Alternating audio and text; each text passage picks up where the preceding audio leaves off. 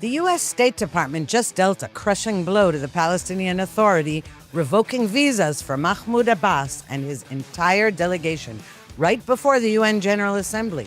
No visas, no stage, no global recognition ceremony. Meanwhile, Trump is warning Israel, you're winning the war but losing the PR battle. Finish the job fast. And Prime Minister Netanyahu just released an urgent message to IDF forces as they prepare for the final push into Gaza City. 3 bombshell developments, 1 critical moment. How are they all connected? Stay tuned to Israel Undiplomatic to find out.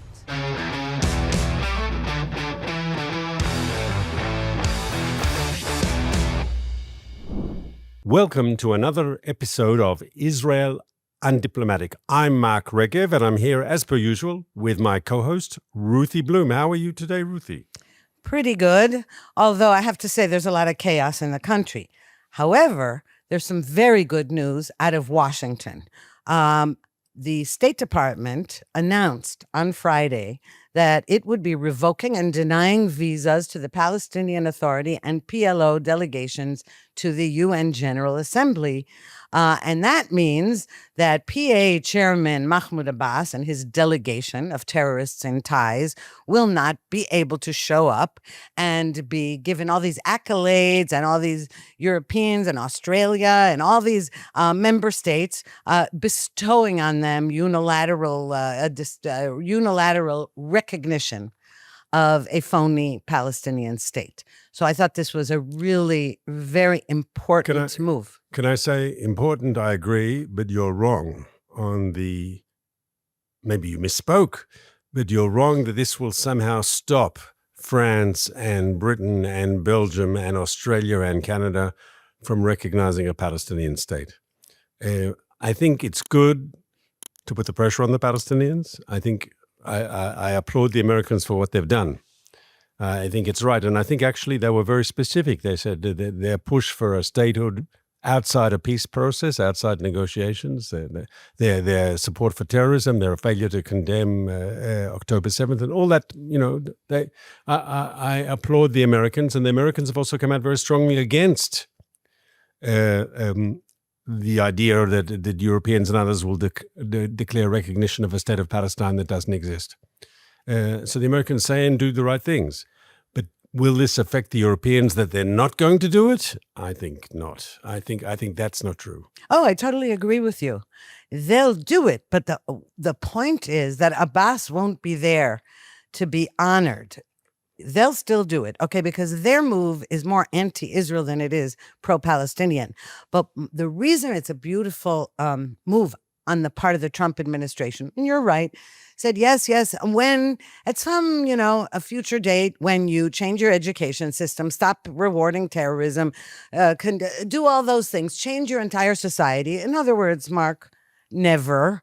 But okay, some people think it'll happen. As I always say, when apples grow on cherry trees, okay. But the reason I thought it was brilliant really had nothing to do with the Palestinians.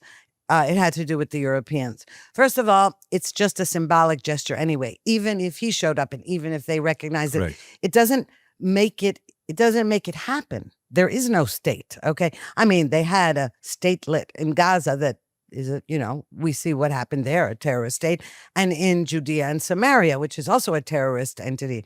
But the beauty of it was that it was a message from a new America, the Make America Great Again on the world stage, a message from America, not only to Europe, to Australia, Canada. There are other countries that aren't in Europe, that it's a message to them. You people, today, you are irrelevant. I am the one who counts when it comes to the Gaza war, when it comes to Israel, our alliance with Israel.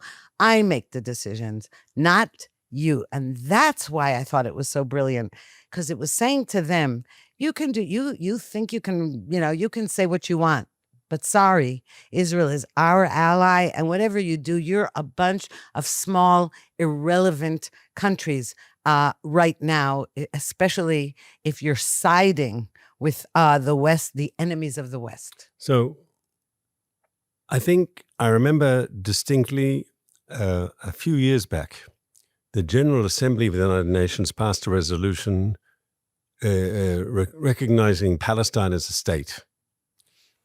And Abbas was there, and there were, as you said, and there could have been this year as well, there was a huge celebration at the UN, and there was an applause and a standing ovation, and everyone was very, very happy. And they had a huge, big celebration party in Ramallah, and they sung and danced and had a great time. And when they woke up the next morning with a hangover, the Palestinians saw that nothing had changed. Nothing had changed. And what the Europeans are proposing now is more of the same. In other words, this is the politics of theater. This is what progressives call virtue signaling. Yes, this is all about feeling good for some people who think they might be doing the right thing. But what you said, and I want to hammer down on this because I agree 100%, if there's going to be a ceasefire in Gaza or not, the Europeans are irrelevant. It's an American show. It's America. It's the relationship between Trump and Netanyahu. It's the relationship between the White House and Jerusalem. There have been serious talks. There can be again serious talks for a ceasefire and a hostage release. That's very much being discussed today in Israel. Do we agree to get part of them out, or do we demand everyone to get them out? Will there not be a deal because Hamas is a bunch of kamikazes and they don't give a hoot about anything except their own jihad? Yes, which is also unfortunately quite possible. But whatever the state, the Europeans are irrelevant in this process. I should take that back a bit. They have the ability to cause problems. And if one asks the question, and we've discussed this on our program in the past, if Hamas believes that in the end Israel will be forced to end the war against it, to end military operations, because the Europeans and the Australians and the Canadians have been calling for a ceasefire, yes? And the Brits, I should mention the Brits as well. As long as, if Hamas thinks that they have a get-out-of-jail-free card, in other words, they just have to wait, and in the end there'll be this pressure on Israel to stop the war. So that's not helping getting a ceasefire. Why would they make concessions if they think they can get everything they want for free? Well, anyway, aside from that, as we've also pointed out on previous programs, we all want to end the war, okay? We want the killing to stop on all sides. We can only end the war when Israel is victorious over Hamas. The difference between one camp and another is one says Israel should surrender to Hamas, and the others, like you and me, say Hamas should surrender to Israel. I also would just like to add one tiny thing because it's relevant to some of the emails. We're really appreciative of emails you send us and of comments on our YouTube channel. We really do appreciate it. And we read as many as we can. And I just would like to add one tiny correction. You said, the Brits and the French and the Canadians. No.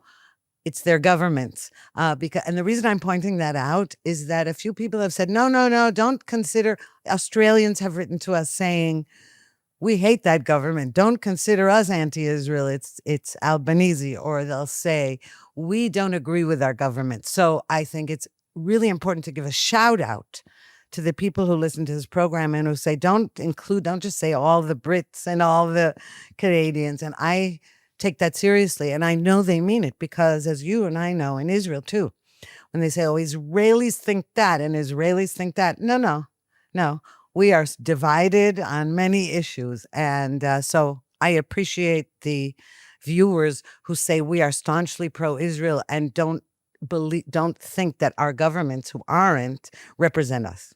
So that's clear. I mean, in democratic countries, people have different opinions and can express their opinions as they do in Israel.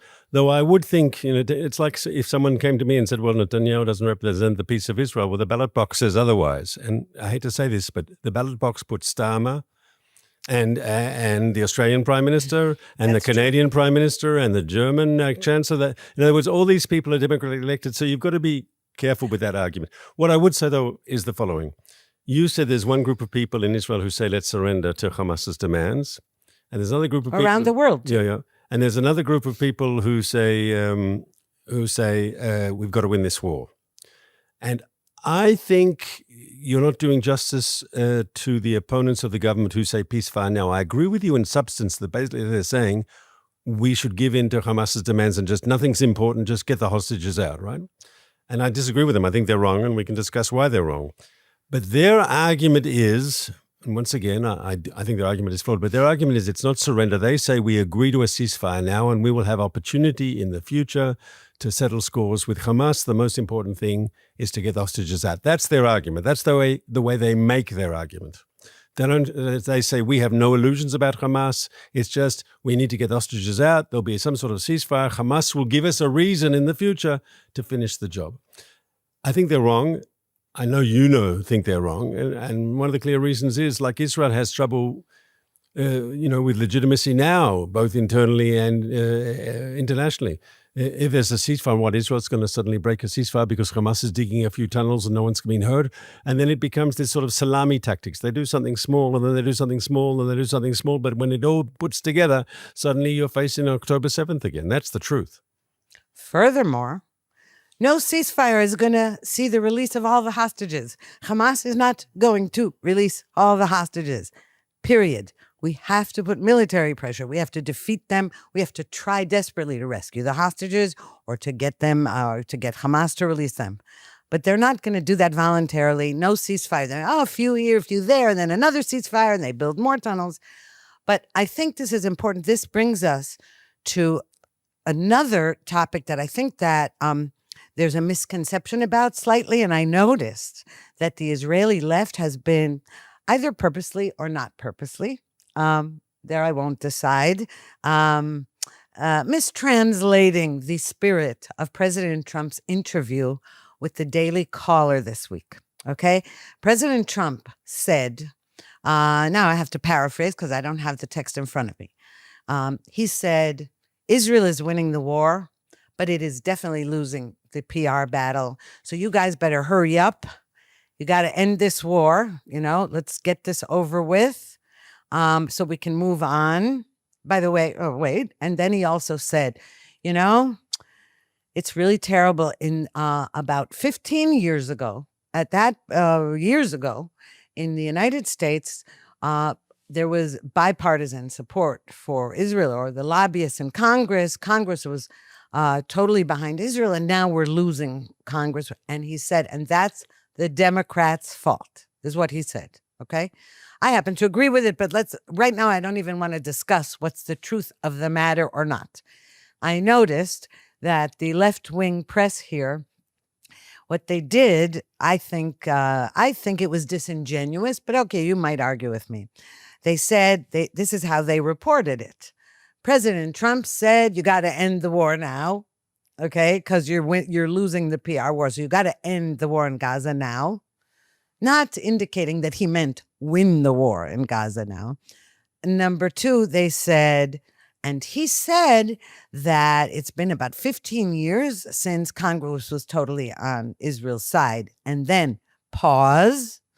And who's been prime minister of Israel in those last 15 years? In other words, again, going back to the old lie that Netanyahu is at fault for a split between Democrats and Republicans in America where support for Israel is concerned. That's nonsense. But I thought it was interesting that the Israeli left wants to portray it as though Trump, they try to portray themselves as kind of pro-Trump, not anti-Trump. It's interesting because the American left sure hates Trump. But they want to say, you see, even Trump thinks that about Netanyahu. And just one last thing, when you said before, we're still negotiating. I'm not so sure. I mean, everything's being discussed, but the truth is, Netanyahu said, and I think it's partially because of President Trump, he announced, that's it. We're calling up the reserves. We're conducting we're going to defeat the last stronghold of Hamas in Gaza City and the camps in the center. We have Gazans moving south to humanitarian zones. And he said, okay, no more nice guy. None of this business with Hamas saying, okay, we'll give you a few hostages in exchange for tons of terrorists and a ceasefire and all that, because Hamas rejected that deal that was put forth by Steve Witkoff weeks ago. And we gave Hamas weeks to not only to sort of strengthen itself again, but to hoard all the humanitarian aid again, etc. So I think right now, what we're seeing is we're actually going to finish this war now, and it's the negotiations are not really. I mean, Netanyahu made a statement on video yesterday, encouraging the troops, saying, we appreciate you, and we know, and you're. So I just don't see that we're negotiating. I'm not sure. I've seen, like you, the call-up of thousands of reservists for a major military operation. And it's clear that if Hamas gives us no alternative, we will go in and we'll finish the job militarily in Gaza City. But part of me thinks that Netanyahu is being more nuanced than that. That the idea of all these military preparations is to show Hamas that we really mean difference. And we don't know, neither of us, not you, not I, know what's going on behind the scenes in the negotiations. Is it possible Netanyahu saying, I don't want 10 live hostages out, I want 15 live hostages out? In other words, maybe he's making demands and he's mobilizing his forces, right? And the idea is coercive diplomacy. Okay, you just give us a better deal and we'll agree to a seat. In other words, we don't know what's going on. And I think the possibility, I don't think history's closed the door yet to that possibility, even though at the moment it looks like you are correct that option has faded. You talked about the Israeli left being looking to Washington, even to President Trump. The whole left around the world hates Trump, including the left in the United States, but somehow the Israeli left loves Trump, and that's because they understand that the only way for their agenda to move forward is American pressure on Israel in their direction. And so, of course, they're going to be nice to Trump. In other words, they want Trump to squeeze Netanyahu to finish the war, this sort of thing. It's not happening, obviously. So far, it hasn't happened. At least we can say with certainty. We don't know what's going to happen in the future. The indications are that wouldn't be the situation. But that's why the Israeli left is actually very, very respectful of Trump, more so than, once again, the left in France or Germany or in Britain. Having said that, I think we have to say something that our North American viewers need to hear, that Israel doesn't have a strong, even on the left, a strong tendency towards anti-Americanism. The French were saved in 2 world wars and the Cold War by the United States of America. The Brits the same, right? The Germans were defeated by the Americans, but maybe they've got a better life without Nazism, and actually America did them a favor. But in all those countries, there's this sort of trendy, popular anti-Americanism. In Israel, it doesn't exist. It doesn't exist. This country must be one of the most pro-American countries on the planet, and I'm proud of it. That you can find these French and these Germans and these Brits who are anti-American, and it's very trendy, and politicians can get applause lines for saying, we won't do America's bidding, right? No, it's not that. Last thing you said, and you spoke about Congress, and the president spoke about Congress, and this the idea that Netanyahu has hurt the relationship with the Democrats, and it's his fault. And what they usually point to is that famous speech where he went to Congress and spoke out against the Iran deal. And they say, well, he played into partisan politics. He was invited by Boehner, the Republican speaker, to attack the administration. And that's why all the Democrats are against him today. And I say, that's true, but that's not why the Democratic Party has a problem with Israel. I think across the globe, there is a phenomena where Palestine, the Palestinian cause, has become the litmus test for commitment to left-wing progressive values. It's like the holy grail. People don't even think about it. It's just automatic. If I'm a left-winger, I love Palestinians and hate Israelis. And that's affected the left in Germany. That's affected the left in Britain. That's affected the left in France. In all the countries of and in Canada and Australia too, it's the litmus test for the left. Now, so when you have a mainstream left of centre parties like the Democratic Party in the United States, like the Labour Party in Australia, like the Labour Party in Britain, and so forth and so on, you have a left-wing faction that makes a lot of noise. And politicians, sometimes, like Keir Starmer, he was having all these troubles with the parliament, and then he recognizes Palestine, and suddenly the left is behind him again, yes? They'll pay to their base. We saw that in the Michigan primary in the United States of America, where Democrats were very worried about losing the votes of some of the people who would normally vote for them. There's an issue that is global, and it's maybe very easy and simplistic for people to say, oh, it's all Netanyahu's fault. No, they're not looking at what's going on in the world. I know, and I'll tell you something. It breaks my heart every time, all these years And it's not just Netanyahu. Okay, when I moved to Israel in 1977, Menachem Begin had just become prime minister. People forget. Okay, they have short memories, and they have this idea that somehow only Netanyahu is hated by the left. That's baloney. Okay, every Likud prime minister, everything, they were always hated by the left until the only time they stopped being is if they gave away land or they did something, they capitulated to the left. But the reason I'm even pointing that out is that the reason it hurts me when Israelis talk about that, particularly in the wake of October 7th, is that one thing Israelis and Jews have to get through their heads is that anti-Semitism or anti-Israel bias, I'm not talking like criticism of a government, you know what I mean, but when there is real hostility and bias that is not granted to other countries in similar situations, that it really doesn't matter to them who's prime minister, just as it didn't matter to the Nazis. If you were a really good German Jew who was not Jewish at all in your behavior or in your look, or, you just were good German listening to Mozart and all that, they didn't care. They marched those into the ovens as well. And the same thing on October 7th, the Hamas slaughtered progressive Israelis who believed in peace. And I'm not saying that sarcastically, by the way. If it came off that way, I didn't mean to. Israelis who were helping Hamas. They believed they were helping, Gazans get medical attention. They believed in peace. They hated any right-wing government, etc. And the point is that the Jew haters don't care if you're one of the, good Jews. They don't care what your politics are. Well, what you said about Germany is personal for me. My grandfather, who I actually knew until he passed away in 1970. No. Yes, 1970. No, I made a mistake. Anyone in my family who's listening to this program, I got the date wrong. In 1980, he passed away. He had fought in the First World War for the Kaiser, for the German king, and served his country honorably. And Hitler comes to power. That doesn't count. Jew haters hate Jews no matter who they are or what they've been or what they've done, right? There's something about anti-Semitism that doesn't make that distinction. And you're 100% right about Hamas. Hamas, when they came across the border, they called those kibbutzim on our side of the frontier, on our side of the Green Line, they called them settlements. And not just and the people in them were called settlers. And they didn't ask you if you were pro-Netanyahu or anti-Netanyahu. Most of the people on the kibbutzim don't support Netanyahu. Whether you can look at the electoral, the way they vote. Most of the people there have a left agenda. Most of the people there were very, very critical of the Israeli government. And you're right, those communities were full of peace activists who used to go to the border, pick up Palestinians, take them to the hospital in Beersheba, make sure, translated for them to make sure they understood everything the Israeli doctors were saying to them, and so forth.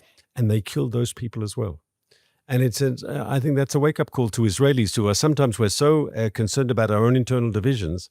We have to, and rightly so, everyone's got their opinion. It's a democracy, yes. But we have to understand our enemies, whether it's Iran or Hezbollah or Hamas, they don't care about our divisions. They don't want us to be here, full stop. And I think that's something that we should always remember in our political debates. As long as, we can be as strident as we are in our opinions and our arguments and so forth. But ultimately, we're Israelis, we're Jews, and we have to remember that our enemies really don't give a hoot about our politics. It's about our very being that bothers them. Yeah, on the contrary, we've had left-wing governments or right-wing governments that decided to give land for peace, all kinds of things. Did that prevent them from trying to kill us? No, on the contrary. Every time we made concessions, there was more bloodshed. So that's why I think it's just, I really hate it. I don't care what you feel about Netanyahu. I don't mean you personally. I mean, I don't care what one feels about Netanyahu as a politician or as a human being. It's irrelevant to how the enemy feels about Israel and Jews. So that's one thing. And I think people have got to stop being under this illusion. And I would like to just say, in case anyone misunderstood, when you said that those kibbutz, the people living on the kibbutzim, that Hamas called them settlers. Let's just explain for a minute for anyone who doesn't quite grasp. The word settler only became a dirty word. It's not a dirty word. I'm a settler. We settled the land. What we say is we settled the land of Israel. Okay? There's nothing inherently bad about that word. but it came to be like a curse word against Jews in Judea and Samaria and Gaza. That's why we pulled them all out in 2005. The idea was that settlers are colonialists and they're oppressors. And they came, they settled on land that wasn't theirs. That's a lie. Jews have only settled in Israel on land that is historically Jewish. But that's, again, forget that for a minute. Being a settler is not something negative. People settled Australia. They settled the frontier of America. That's not a bad word. In this context, though, when all people outside of Israel use the word settler, what they say is settlers are an obstacle to peace. That's become synonymous. And the Palestinians pick up the Western, they know how to manipulate Western, the Western mind frame and language. Okay, because what they really mean is global jihad, martyrdom for Allah, Jews and Christians, we're all going to kill you. Settlers, they use that word, but that's just because they know they're like people in England and France and Australia. Oh, yes, that's right. Those are bad people. They're settlers. You know, you said that settlements are, or the claim is, the allegation is that settlements are the obstacle to peace, often with a big capital THE, yes, the obstacle to peace. You know, according to that logic, of all of Israel's borders, our most peaceful and quiet border should be the border between Israel and Gaza, because it was 20 years ago, this month, that Israel pulled out of Gaza and we took down the 20 Israeli settlements that actually were in the Gaza Strip before that. And the settlers who didn't want to leave, guess what? The state forcibly evacuated them. And yet, if settlements are the problem, why isn't, if it's all about the settlements, yes? You can even take the argument a bit further to show how ludicrous it is. Okay, so there's a conflict between Israel and our neighbors, between Israel and the Palestinians, because of the settlements over the Green Line, right? That's the argument, right? And if the stupid Israelis, all they had to do was understand that if we take down the settlements, we'll have peace. The Israelis aren't smart enough to understand that. Okay, so there's the Gaza example where we took down settlements and we got the opposite of peace. But there's also a stronger example. Before 1967, did Israel have peace with its neighbors? Did we have peace with the Arab countries and with the Palestinians in 1966, in 1965? In other words, what was all that about? In other words, if I'm not mistaken, the PLO is established to liberate Palestine well before the 1967 war. And Fatah, the main organization that now runs the West Bank, yes, it was established, if I'm not mistaken, in 1959, right? It's more than a decade. Sorry, some decade. Don't want to get my numbers wrong, yes? But the whole idea is that the root of the problem is the settlements on the West Bank. And if only Israel took them down, and I'll say it now so you'll be happy with me, the settlements in Judea and Samaria, only if we took those settlements down, we could have peace. I'm sorry, it's baloney. And the politicians who just sprout this simplistic rubbish, it's just crazy. You said one last thing, though, and I think it deserves us to, you said that settlement is a good thing. You know, people settled Australia, people settled Canada, people settled the frontier in the United States. It used to be part of the, go west, young man, a very famous statement in American history. It's not that today, especially not with progressives. Settlement is almost like slavery for many people. The white people came and settled Australia. For many people, that's a bad thing. They stole the land from the original. Same in Canada, same in the United States. You have this hold, and the Palestinians know how to exploit that for their own political purposes very cynically.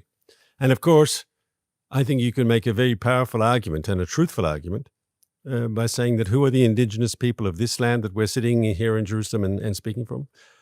The Jews. Where does the word Jew come from? They were maybe dispersed around the world, but they came from Judea. The Jews come from Judea. That's where the word comes from. And even Muslims who read their holy text, the Quran. Who was Muhammad fighting with? Jews. Jews were here in the Middle East. Jews were here in the Holy Land. Jews were in Arabia. We predate Islam.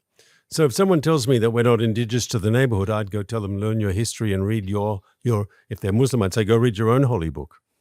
That's right. Now, it's not just the word settler. It's the word colonialist. That's another one, because colonialists also in America, all these countries that, as you said, it became a dirty word, right? Because they're colonizing. Although I have to say, the British really have a nerve if they have a criticism of colonizing. But but the real issue is that the word occupation. The idea is we are occupying. First of all, as you said, we're not occupying land that was Jewish throughout history. But the word occupation is also misleading, as you pointed out, the 6-Day War. There are people, and the Palestinians caught on to this, and they like to say that in English, or other languages. In Arabic, they don't say it. They say 1948. They say that the catastrophe is that Israel was ever established. But for foreign consumption, they say 1967 borders. That was the 6-Day War. But who occupied those lands before those countries attacked Israel and then Israel won that war? Israel wasn't occupying the so-called West Bank. You know that. There was Jordan, and it was Syria occupying the Golan Heights, and it was Egypt occupying the Gaza. And this Now, can I argue with you? We're coming to the end of our time, and I just want to make two brief points. Number one, there was a military occupation of Gaza by Egypt. Factually, if you call Israel's occupation, yes, it was one occupation that just followed another occupation. The West Bank was occupied by Jordan. It was not an independent country. It was occupied, and only the British and the Pakistanis gave legitimacy to that occupation. The Arab League refused to give a legitimacy. The UN refused to give legitimacy. So in 1967, one occupation, if you believe Israel is occupied, was replaced by another. In Syria, I think you're wrong. I think according to the international maps and everything, that the Golan Heights was Syrian before 1967. It wasn't like an occupation force.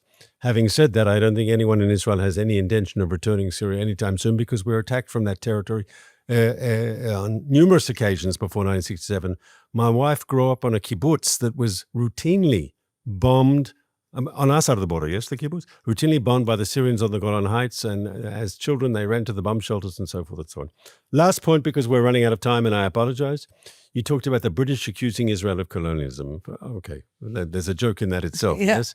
Maybe, though, many Brits, by saying we're stridently anti-Israel, they're trying to atone for their past sins and take it out on the Jews. That has many historical precedents, yes? But I would say the following. They seem to forget the man that you supported, or you mentioned him before when you came on Aliyah in 1977, a certain Mr. Begin and a certain Mr. Shamir, who led these underground struggles to get the British to leave. Are we a creation of British colonialism? Are we colonialists if actually we had to fight to get the British to leave? In fact, all those people in Ireland who hate our guts, who've adopted the anti-Semitic, anti-Israel agenda, hook, line, and sinker, they should know that the Jewish underground here modeled themselves on the struggle of the Ireland to get their independence at the end of the First World War. That's the truth. Well, absolutely. And on that note, I'm telling you, we could just go on and on, because there's just so much. Not only is there so much going on, but there's so much history that needs explaining. But that's for another time, and we'll see you next week, Mark. I look forward to that, Ruthie.